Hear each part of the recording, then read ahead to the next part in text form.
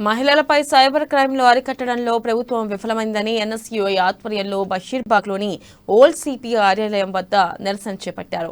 ప్రతిరోజు ఎంతో మంది అమ్మాయిలు సైబర్ వేధింపులకు గురవుతున్నారని ఆరోపించారు.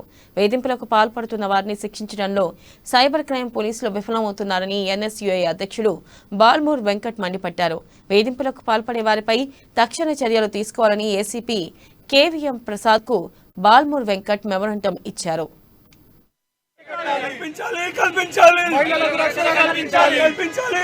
ఏదైతే తెలంగాణ రాష్ట్ర వ్యాప్తంగా రోజు రోజుకి సైబర్ క్రైమ్ అనేది విచ్చలవిడిగా పెరిగిపోతుంది.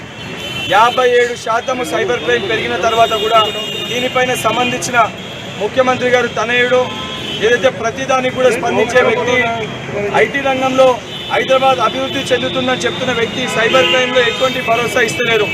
ఈరోజు తెలంగాణ రాష్ట్రంలో మహిళలు ఒక ఫోన్ గ్యాడ్జెట్ వాడి కనీసం వాట్సాప్లో వాళ్ళ ఫ్యామిలీతో ఒక పిక్చర్ పెట్టుకోవాలన్నా కానీ భయపడే ఒక పరిస్థితిలో ఈరోజు తెలంగాణ రాష్ట్రం ఉంది.